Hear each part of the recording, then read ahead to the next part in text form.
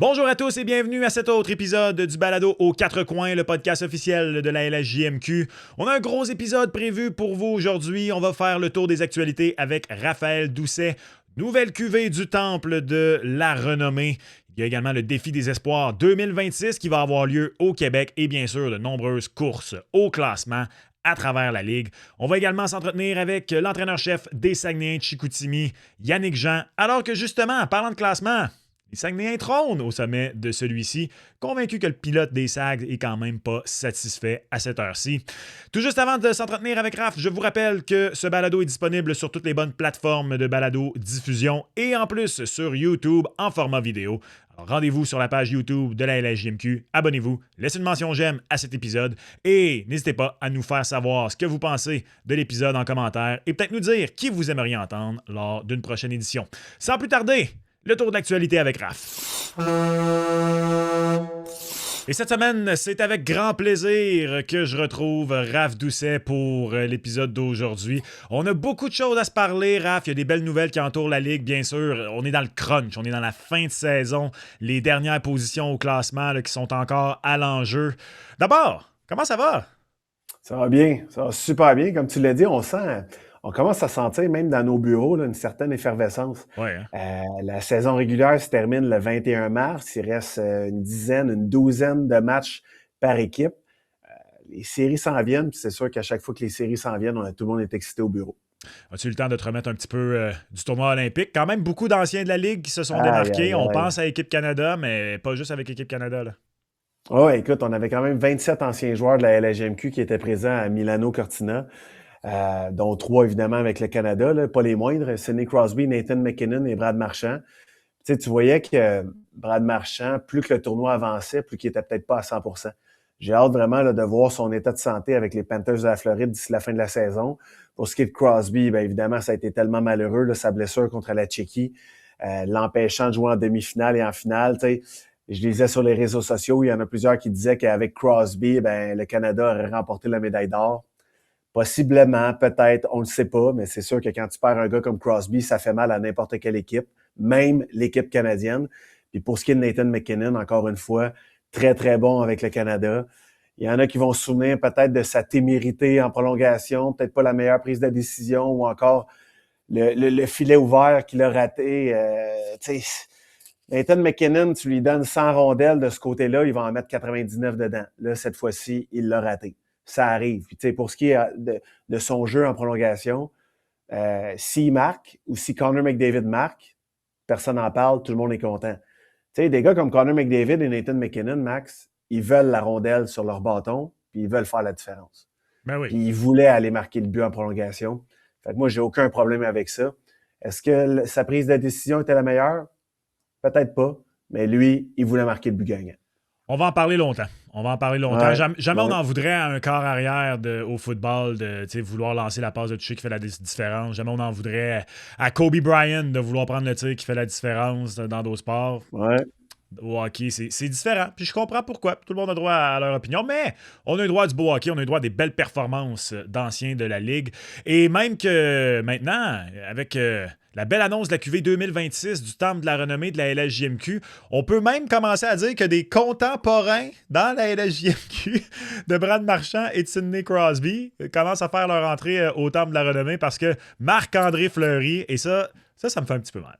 Ça me fait un petit peu mal parce que Pourquoi? ben, parce que j'étais là quand il jouait Flower. Mais en même temps, je dis ça, Ouais. puis l'an dernier, il me semble que c'était avec toi, pas avec Alex, il me semble que c'était avec toi qu'il y avait eu Corey Crawford. Si je me Ouais. trompe pas, qu'on avait eu la Ouais. discussion, même chose. Moi, je me rappelle, j'avais eu un coach à l'école de hockey qui était le réserviste de Corey Crawford dans le temps qu'il était avec les Wildcats de Moncton. Qui, je me souviens, là, ça m'a marqué à la vie. Là, ces mots, il était je sais pourquoi je suis le banc. C'est comme ah, cool, ok. Mais donc, Marc-André Fleury, c'est la même génération, là, donc même chose. Là, ça commence à être des joueurs qu'on a vus, que moi, dans le temps, j'habitais à Drummondville, que je suis allé voir avec les Voltigeurs. Mais il n'est pas seul. Donald Odette, bien sûr, l'ancien du Canadien. David Alexandre Beauregard, une des plus belles histoires Ouais. d'amour du hockey.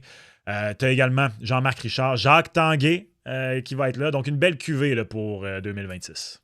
Ouais, puis t'en as pour tous les goûts dans cette cuvée-là, parce que t'as un gars comme Marc-André Fleury. Tu sais, pour la petite histoire, Max, ça va être bientôt partagé sur nos réseaux sociaux, là, mais quand on lui a annoncé Marc-André Fleury étant Marc-André Fleury, avec son sourire et son humilité, il a dit « Ah ouais, hein, pourtant, je n'étais pas très bon junior. » J'étais pas très bon junior, t'as été drafté premier au total. Il T'étais dit, tellement pas bon junior que t'as été repêché premier au total dans la Ligue nationale.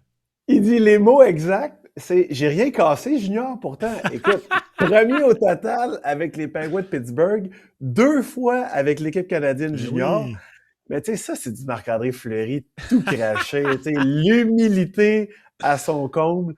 Donc, je pense qu'on peut passer rapidement sur Marc-André Fleury parce que sa carrière n'a pas besoin de présentation. Tu sais, 2 ou 3 saisons avec les Screaming Eagles du Cap-Breton à l'époque, qui sont devenus les Eagles aujourd'hui.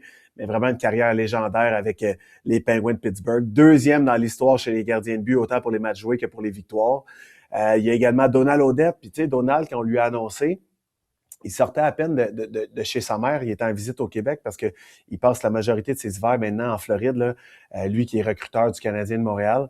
Mais tu sais, Donald Odette, il était très touché.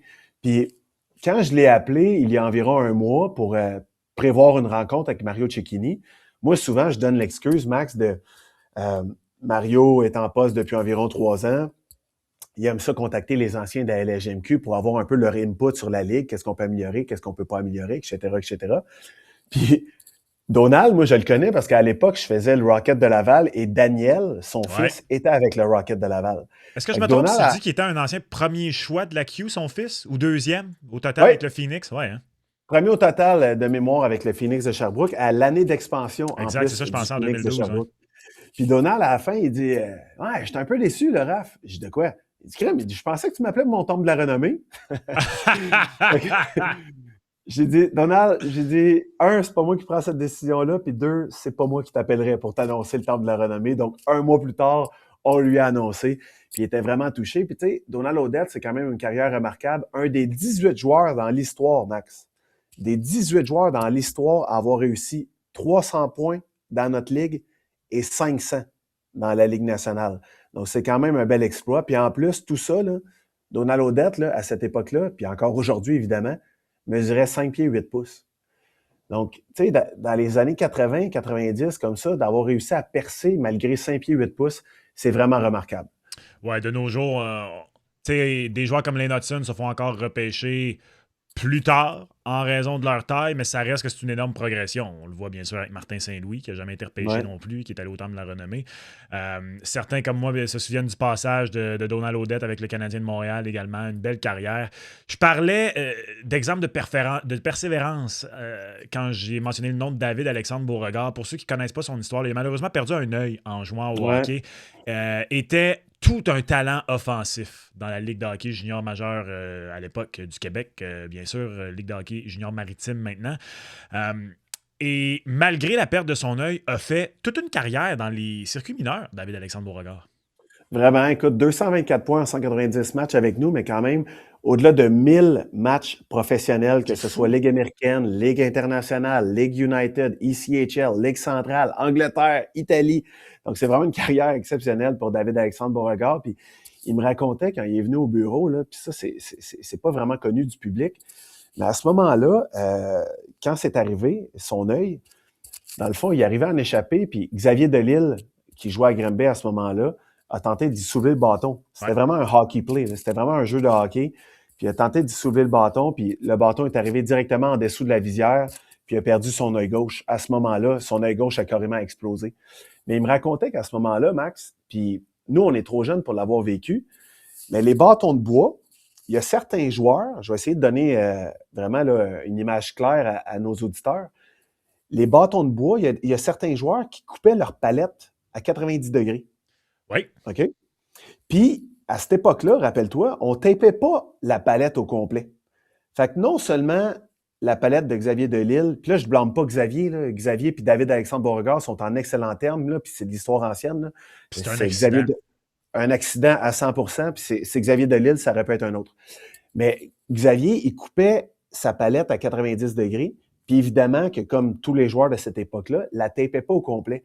Fait que David-Alexandre Beauregard est certain que si jamais ça avait été une palette comme aujourd'hui, plus ronde et avec du tape en plus, cet incident-là serait jamais arrivé, mais une autre époque, puis ça ne l'a pas empêché d'avoir une très, très belle carrière. Ouais, il représente l'amour du hockey, ce gars-là. J'ai eu la Ouais, chance de le ouais. rencontrer à une ou deux reprises. Là, vraiment un bon gars. Puis, comme je dis, qui définit c'est quoi la passion. Et tu l'as dit, on s'éternise pas sur Marc-André Fleury, mais moi, j'allais le voir à l'époque quand j'habitais à Drummondville. Puis, je me rappellerai toujours, pour ceux qui. Moi, c'est mon joueur préféré, Marc-André Fleury. Là. Ouais. Et c'est à l'époque, donc, son premier championnat du monde junior. Donc, il est là, il a ses jambières jaunes avec Équipe Canada. Puis moi, je capote. Je suis comme, c'est qui ce gars-là? En plus, il était le plus jeune joueur d'Équipe Canada à son année. Il est né en novembre, Marc-André Fleury, donc c'est un late. Il était le seul joueur, sa première année, pas repêché dans la Ligue nationale d'Équipe Canada, parce qu'il était le seul qui n'avait pas encore été éligible à jouer pour Équipe Canada. Fait que Et on rappelle que c'est un gardien. Un gardien de 17 ans avec Équipe c'est Canada rare, Junior, là. c'est exceptionnel. Là. Ouais, c'est très, très rare. Euh, fait que je tripe sur lui pendant le tournoi. Et là, donc, évidemment, la prochaine fois que les Screaming Eagles viennent à Drummondville, mon père, il s'en souvient. Fait qu'ils disent, je pense que même si c'est peut-être un match du jeudi ou quoi que ce soit, d'habitude, on pouvait juste y aller au samedi. Là. Mon père dit, attends, on s'en va voir ton gardien à soir. Puis on arrive là, puis dans le temps, il y avait les bons vieux programmes papier. Puis la première surprise, avec l'équipe Canada, il portait le numéro 1. Là, il y a son numéro 29, bien sûr, avec les Screaming Eagles. Je dis, hey, c'est mon numéro. C'est un addon. Je suis comme, yes, c'est mon numéro. Puis là, mon père, il a le programme, puis il me donne un petit coup de coude, puis il dit, hey, regarde, il y a la même date de fête que toi. Fait que j'ai la même date de fête, le même numéro, c'est un addon. J'ai gardé ce numéro-là après ça pour le reste de ma vie quand j'étais gardien. Puis c'est vraiment niaiseux quand t'es kid. Hein? Moi, c'est strictement pour ça que c'est devenu mon joueur préféré. Mais à la suite de ça, j'ai bien choisi. C'est tellement ce gars-là. Là, on vient de parler de l'amour du hockey de David-Alexandre Beauregard. Pour des raisons un peu différentes, Marc-André Fleury, c'est la même chose. Je sais pas si tu vois en ce moment, moi, sur TikTok, mon algorithme me nourrit beaucoup le compte du Wild du Minnesota récemment. Il est souvent aux pratiques. Il va aux pratiques du Wild du Minnesota, puis la blague dans les commentaires, c'est tout le temps Marc-André Fleury est le joueur de hockey retraité le moins retraité de l'histoire. Évidemment, ça alimente les rumeurs d'un potentiel retour au jeu et tout ça, là. Mais le gars continue à avoir du fun, le gros sourire, chaque arrêt en entraînement comme si c'était la finale de la Coupe Stanley, même s'il en a gagné. C'est vraiment incroyable. Tu sais, quand je disais tantôt qu'on en a pour tous les goûts, tu sais, t'as un gars comme Marc-André Fleury qui a une carrière professionnelle exceptionnelle, puis dans cette cuvée-là, t'as un gars comme Jean-Marc Richard qui est vraiment là, l'exemple pur d'un joueur LHJMQ qui est intronisé au temple de la renommée LHJMQ. Je m'explique. Jean-Marc Richard n'a pas eu une carrière professionnelle dans la Ligue nationale exceptionnelle. Il a joué 5 matchs avec les Nordiques de Québec. Mais tu sais, quand même, après ça, il a joué dans la Ligue internationale, Ligue américaine, en Allemagne, en Italie. Tu sais, il a joué une bonne dizaine d'années au hockey professionnel. Mais c'est d'abord et avant tout pour ses exploits dans notre ligue, l'un des 5 défenseurs dans l'histoire avec 300 points. Il y en a 301 en carrière. Puis un des 2 seuls défenseurs dans l'histoire de la LHJMQ avec 2 saisons de 100 points. Es-tu capable de me nommer l'autre? 2 saisons de 100 points?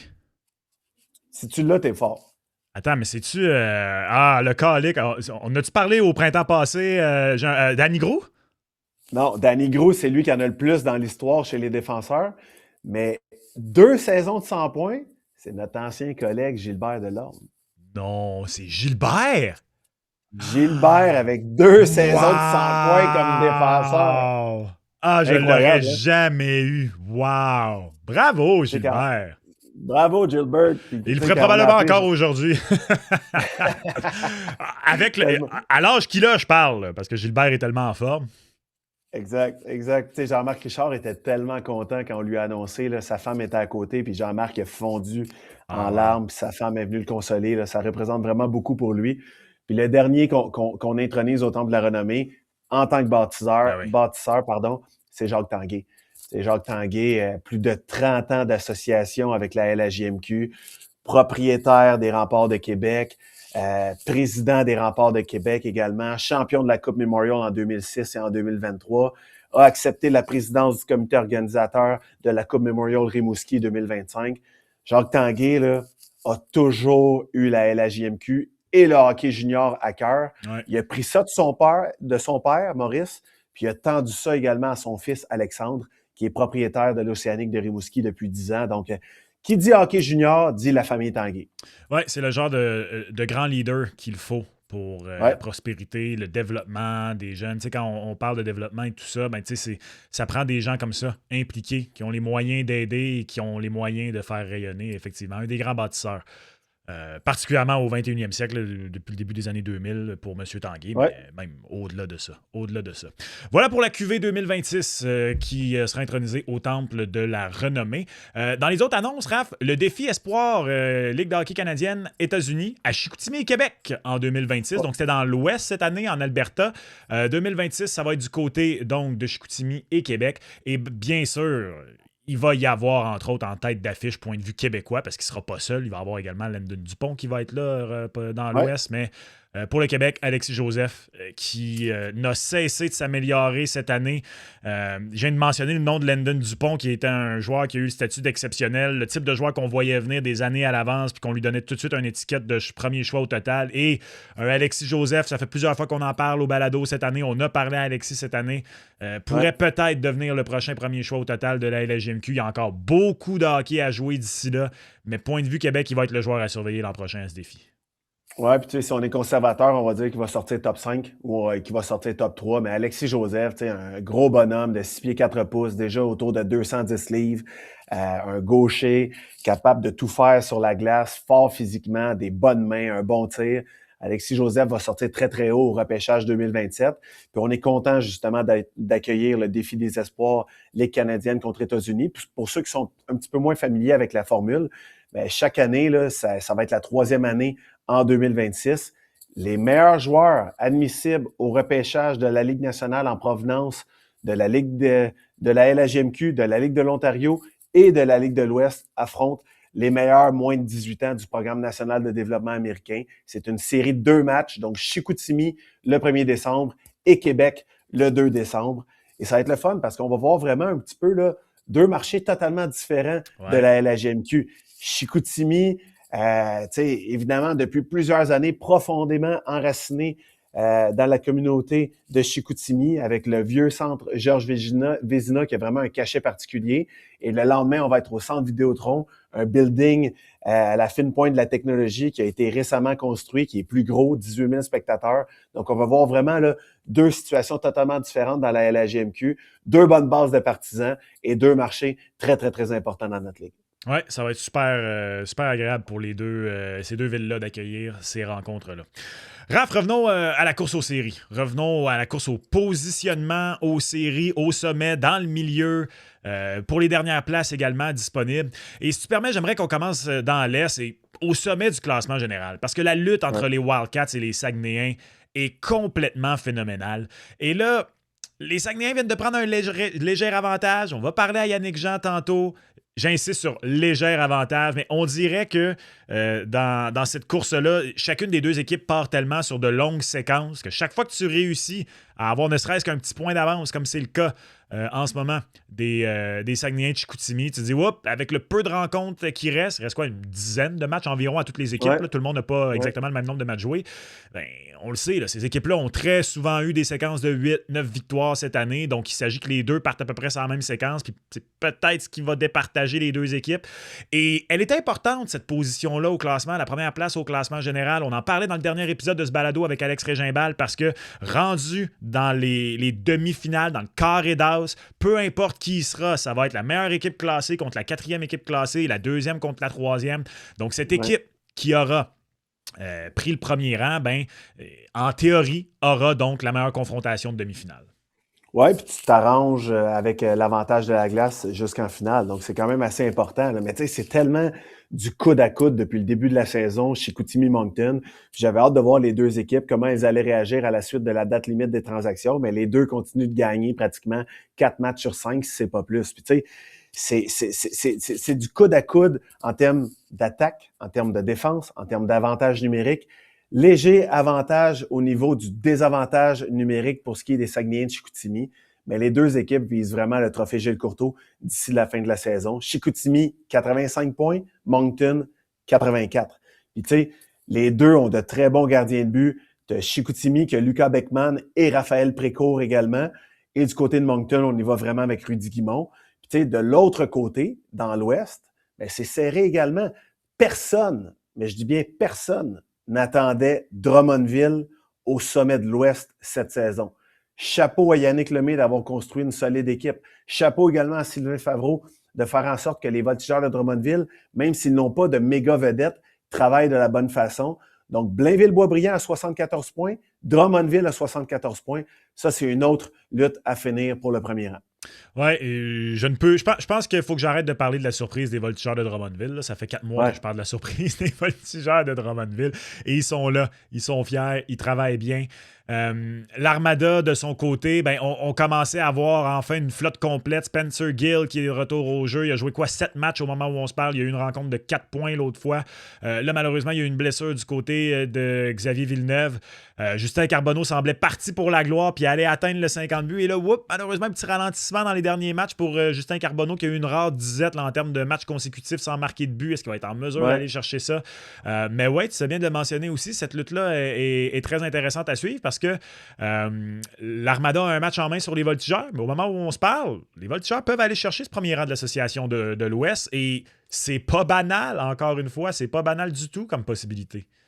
Exactement, parce que comme tu l'as dit, à partir du deuxième tour, là, c'est un changement cette année en 2026 dans la LHJMQ, mais à partir du deuxième tour, on va se fier vraiment au classement général pour établir les confrontations. Donc, c'est important de finir le plus haut possible. Puis quand tu regardes le classement, j'ai parlé dans l'Ouest, Blainville-Boisbriand contre Drummondville, la lutte pour le premier rang, mais sinon, la lutte pour le troisième rang, Rouyn-Noranda, 69 points, Shawinigan, 68.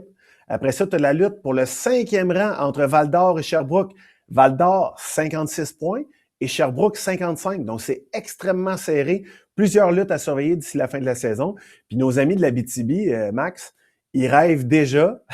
C'est pas sûr que ça va arriver, mais ça pourrait arriver 3 contre 6 ou 4 contre 5 d'une première confrontation entre les Foreurs de Val-d'Or et les Huskies de Rouyn-Noranda. Imagine la série que ça donnerait que la bataille de l'Abitibi. Ah, ce serait le fun. Ce serait le fun. On a aussi une possibilité de bataille de centre du Québec entre Drummondville et Victoriaville. Donc, il y a des belles luttes au classement à surveiller. J'ai hâte de voir une formation comme le régiment, qu'est-ce que ça va donner. En ce moment, ils sont un petit peu là, dans un trou, si tu me permets l'expression. Ils sont un petit peu loin des deux autres équipes, mais je ne compte définitivement pas le régiment pour battu. J'ai tellement hâte de voir l'ambiance dans ce building-là en séries éliminatoires. J'ai l'impression que ça va être un endroit où ça va être difficile d'aller gagner. Donc, les courses au classement sont intéressantes. Je parlais du fait qu'il y a eu un petit ralentissement en termes de buts du côté de Justin Carbonneau. Au titre de champion buteur également, là, il y a une course vraiment incroyable avec 4 joueurs parce que là, Justin est à 42 buts. Tu as Maxime Massé qui est à 41, Nathan Lee qui est à 40 et tu as Philippe Veilleux également, là, qui lui se bat en plus pour le sommet des pointeurs de la Ligue, mais aussi pour le titre de meilleur buteur. Et 4 buts à ce stade de la saison, c'est pas beaucoup, là. Oui, puis Nathan Lee, il a connu une excellente fin de semaine pour aider justement les Highlanders de Charlottetown à battre 2 fois de suite les Wildcats de Moncton, dont une fois par jeu blanc. Puis ça, c'était pas arrivé de la saison que les Wildcats de Moncton soient blanchis. Donc, Carbonneau, 42 buts, Maxime Massé, 41, et Philippe Veilleux, qui est 4e derrière Nathan Leake, avec 38 buts. Puis tu sais, Carbonneau a déjà un contrat LNH en poche. Mais Maxime Massé est en train de se battre présentement pour avoir un contrat de la part des Ducks d'Anaheim qui l'avaient repêché en 2024 au 3e tour. Puis présentement, il est en train de se donner des arguments. Puis tu sais, s'il est capable d'aller chercher le trophée Mario Lemieux, et mieux encore, s'il est capable d'aller chercher le plateau des 50 buts, tu sais, 50 buts, là, Max, là, peu importe la ligue, peu importe le niveau, c'est une belle carte de visite. Ouais. Puis si jamais... Ça paraît bien. Puis si jamais Maxime Massé, ça ne fonctionne pas avec les Ducks d'Anaheim, bien, son agent va pouvoir aller voir d'autres formations. Puis, hey, mon poulain, là, il en a mis 50 dedans. Est-ce que vous voulez le signer? Puis il va peut-être se retrouver ailleurs dans la Ligue nationale ou dans la Ligue américaine. Puis pour ce qui est de Philippe Veilleux, premier marqueur présentement de la LHJMQ avec 84 points. Il a 38 buts. Lui aussi pourrait aller chercher autour de 45 buts cette saison. Oui, on en a parlé beaucoup cette année de Veilleux qui n'avait pas été repêché l'an dernier. Il peut encore être sélectionné cette année à sa 2e année d'éligibilité. C'est pas rare des gars qui sont repêchés à leur 2e année d'éligibilité. Donc, un gars comme ça, définitivement une... Lui aussi, tu parlais de carte de visite, il peut tomber dans l'œil des recruteurs. On a parlé avec raison du travail de Sylvain Favreau avec les Voltigeurs de Drummondville cette année. Que dire de celui de Steve Hartley avec les Huskies de Rouyn-Noranda lorsque j'avais parlé à Thomas Verdon très tôt dans la saison, alors que c'était un petit peu surprenant aussi le début de saison des Huskies, ben, il disait que les entraîneurs les avaient bien préparés. Et Steve Hartley est récompensé. Un contrat de 5 ans avec Ouais. les Huskies. Donc, il est là pour rester. Il fait un très, très bon travail. Il était avec les Voltigeurs avant ça. Là aussi, il avait fait du bon travail. Il est rendu à 40 ans, je pense, Steve Hartley. Est vraiment là, un des bons entraîneurs dans cette ligue. Ouais, tellement content pour Steve Hartley parce que bon, il avait passé quand même 4 années et demie environ là, avec les Voltigeurs de Drummondville en tant qu'entraîneur-chef, a été congédié finalement au début de la saison 2022-23. Et puis en 2023-2024, n'a pas coaché dans notre ligue. Donc on se demandait où il allait rebondir. Et finalement, c'est avec les Huskies de Rouyn-Noranda qu'il a rebondi. L'an dernier, les Huskies faisaient partie des puissances vraiment de la LHMQ. Et cette année, au même titre que les Voltigeurs de Drummondville, on ne savait pas trop à quoi s'attendre des Huskies de Rouyn-Noranda, qui avaient notamment perdu un excellent trio de 20 ans et qui avaient échangé Bill Zonon à l'Armada de Blainville-Boisbriand. Mais on continue de bien faire. 3e rang dans l'Ouest.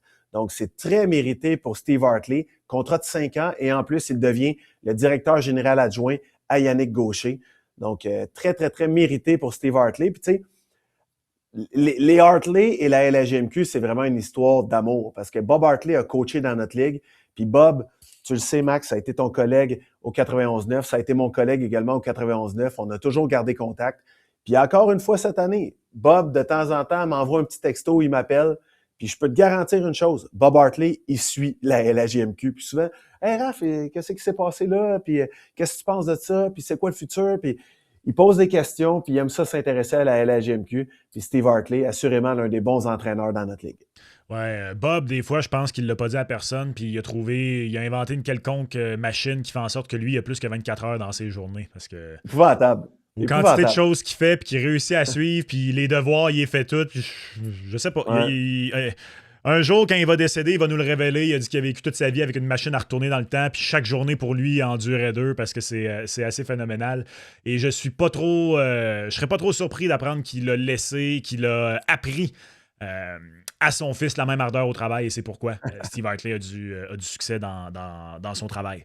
Raph, un énorme merci. La prochaine fois qu'on va se reparler, ça risque d'être en séries éliminatoires. On risque d'avoir les équipes, les confrontations et tout ça. Alors, on a hâte de suivre ce qui s'en vient dans le reste de la saison et on se reparle en série. Salut Max. Et alors que la fin de saison approche dans la LHJMQ, une des équipes, sinon l'équipe la plus en feu, celle qui est au sommet du classement, les Saguenayens de Chicoutimi. Et aujourd'hui, on a le bonheur de recevoir le pilote de l'équipe, l'entraîneur-chef Yannick Jean. Yannick, comment ça va?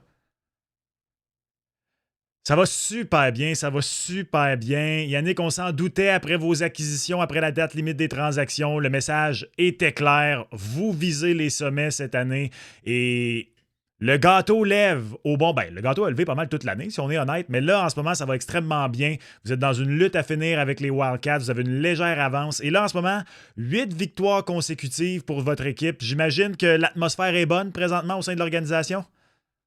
Oui, l'atmosphère est bonne, sauf que c'est important de rester dans le moment présent. Puis, ça fait des semaines qu'on focus sur les bonnes choses dans le but de progresser de semaine après semaine. Mais non, je pense qu'il faut donner vraiment le crédit aux joueurs qui poussent dans la même direction. Les nouveaux sont arrivés à la période des fêtes. On a eu droit à des jeunes qui arrivaient ici dans le but de s'intégrer, pas dans le but de changer les choses. Puis je pense que ça a été vraiment positif pour notre chimie qui était très, très bonne déjà. Puis je pense que tout le monde pousse dans la même direction. Puis on a vraiment l'impression qu'on avance de semaine en semaine. Comment, justement, après une si grosse période de transaction, tu parles des jeunes qui arrivent puis qui ils veulent s'intégrer, veulent bien faire. Ton rôle comme entraîneur-chef, parce que ça demeure des joueurs d'âge junior, ça demeure des jeunes joueurs, c'est pas nécessairement des professionnels qui ont 25 ans de métier et tout ça. Comment, justement, ton rôle et ton équipe d'entraîneurs, de les intégrer, de s'assurer que chaque joueur que vous allez chercher comprend c'est quoi le rôle qui va lui être demandé? Parce qu'au sein d'une équipe aussi bonne que la vôtre, je suis convaincu qu'il y a peut-être des joueurs dont vous avez fait l'acquisition qui n'ont pas nécessairement le même rôle qu'il y avait au sein des équipes avant. Donc, comment tu t'y prends, justement, pour s'assurer, toi, de ton côté, que tout le monde pousse dans cette direction-là dont tu parles? Premièrement, on avait fait un gros travail en amont, que ce soit les entrevues qu'on avait passées lorsque ces joueurs-là étaient midget. La qualité des individus pour nous dominait par rapport à la qualité du joueur de hockey. J'ai beaucoup de respect pour ce que nos joueurs ont fait en première moitié de saison ici. Les joueurs qui sont ici depuis longtemps, ils ont buy-in, comme on dit, ils ont laissé leur ego à la porte. Donc, la première des choses, en tant qu'organisation, en tant que directeur général et les gens qui nous entourent, on voulait s'assurer de greffer des bons individus à notre équipe. Puis la deuxième des choses, ben, on s'est assis avec eux. C'est certain que tu regardes le temps de glace des Tourigny, des Bernier puis des Lavoie qui jouaient dans leur équipe respective.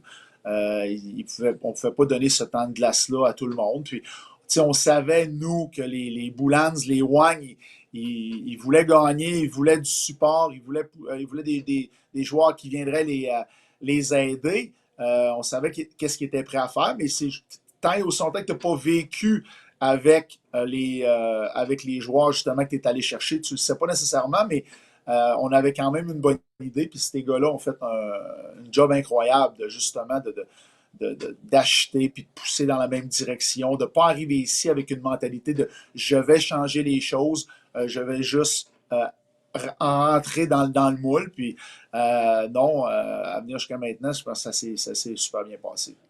Je me souviens, l'an dernier, Yannick, on s'était parlé.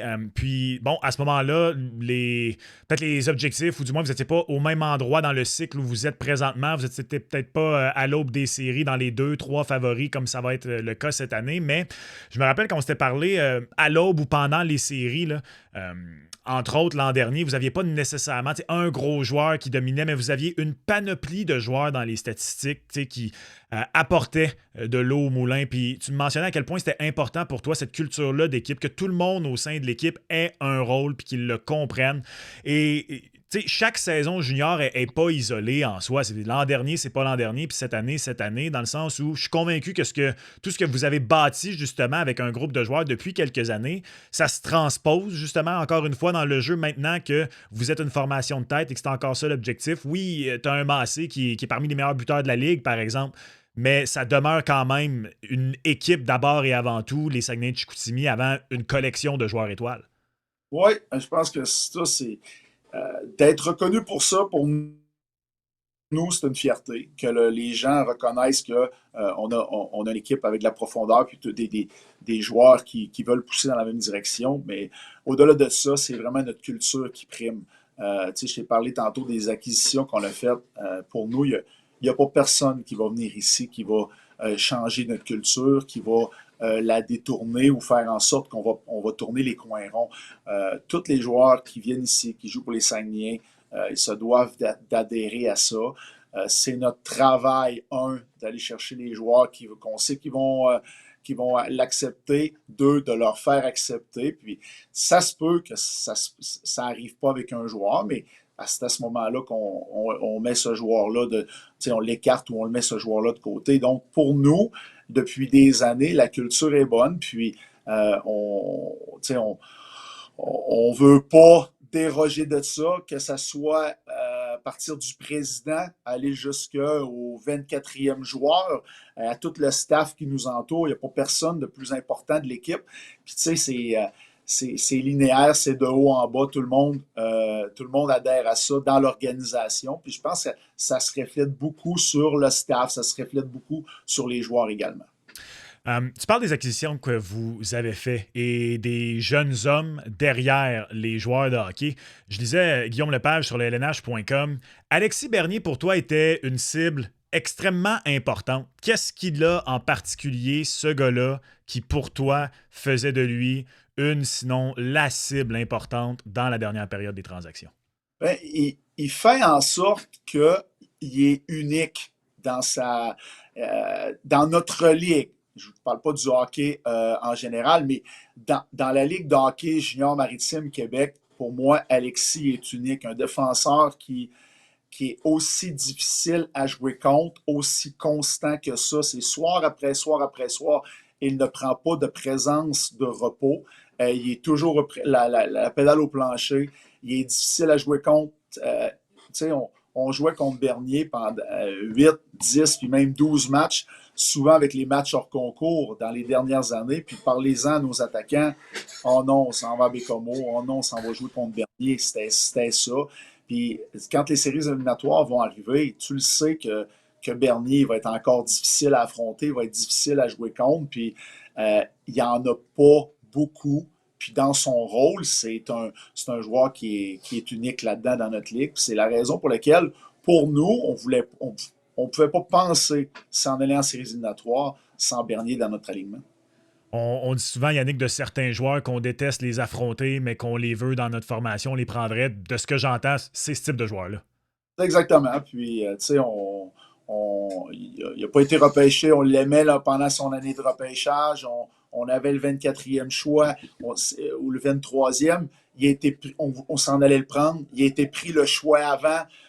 Tu sais, à un moment donné, ça revient. Puis, on est content finalement qu'il puisse terminer sa carrière junior chez nous. Bernier, Tourigny, ça s'ajoute au Lavoie, au Rouen, justement. Je regarde votre brigade défensive. Ça me semble une brigade tellement complète, une brigade où tu vas pouvoir utiliser ta panoplie de défenseurs à ta disposition en séries éliminatoires dans un long parcours. C'est quelque chose, j'imagine, qui va être très important.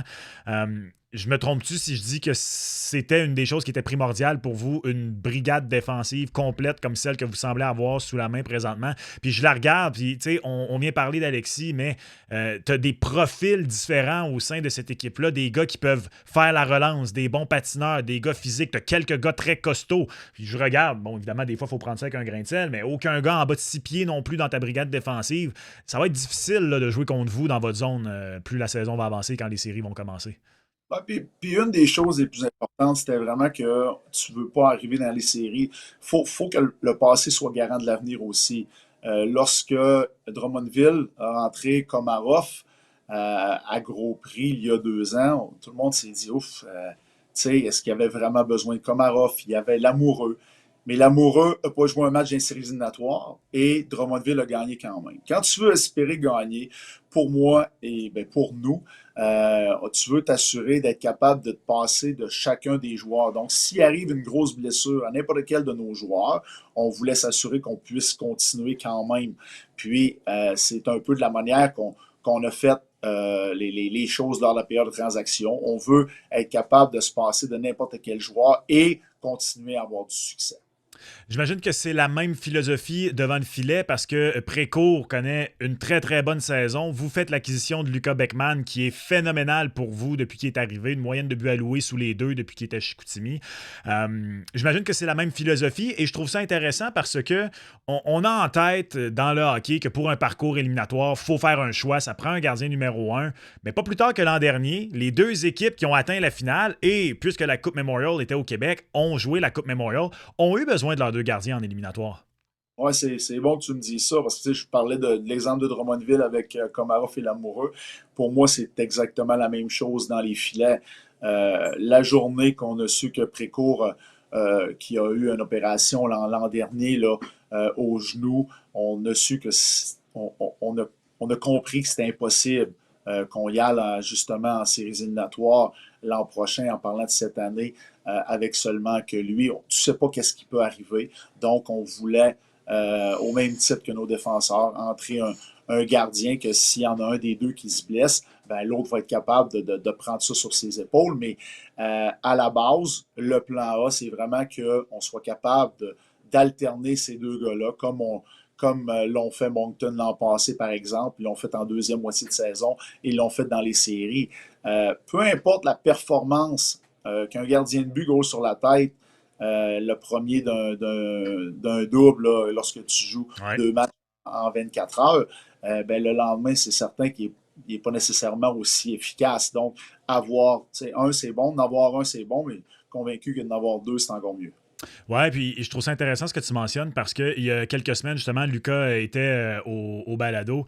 Puis il me parlait que pour lui, une des grosses adaptations quand il était passé du M18 à la Ligue de hockey junior maritime Québec, c'était la charge de travail. Puis des fois, on l'oublie peut-être un peu qu'effectivement, à cet âge-là, dans le hockey en général de nos jours, on parle des 2-en-2 pour les gardiens de but, que c'est très difficile. Mais effectivement, pour ces jeunes gars-là, ils ont beau être dans la fleur de l'âge. Et on est tous passés par là. Tu as joué, toi aussi, à cet âge-là du gros hockey. On le sait qu'on est capable d'en prendre. Mais ça reste que pour les gardiens de but, c'est effectivement une charge de travail qui est nouvelle. Et en séries éliminatoires aussi, la charge de travail demeure. Donc, de s'assurer que nos gardiens sont frais et dispo, vraiment, c'est peut-être la nouvelle façon d'approcher la chose. Tu joues un vendredi soir à 7 heures, c'est avant prolongation. Les joueurs ne sont pas capables de s'endormir avant 1h30, 2h, 2h30 du matin. Oups, tu rejoues à 4 heures le lendemain, ça vient vite. Le fait d'en avoir deux, c'est certain que pour moi, ça l'aide. Vous êtes, je le disais, d'entrée de jeu en course avec les Wildcats de Moncton. C'est vraiment beau de voir comment les deux formations ne se concèdent rien présentement pour le sommet de la Ligue. Avec la façon dont les séries éliminatoires sont jouées cette année dans la LHJMQ, où dès le deuxième tour, c'est le classement général qui embarque, puis la formation la plus haute va prendre l'équipe restante classée la plus basse au classement. Évidemment, qui choisit prend pire, là, qu'on dit dans la vie, mais cet avantage de la glace-là et cet avantage potentiel-là en quart et d'as, si jamais on y accède, à quel point c'est important pour votre organisation là, de s'assurer d'aller chercher ce premier rang-là, ou sinon on y va en ligne, mais en même temps, on sait que l'objectif, c'est la grosse coupe à la fin.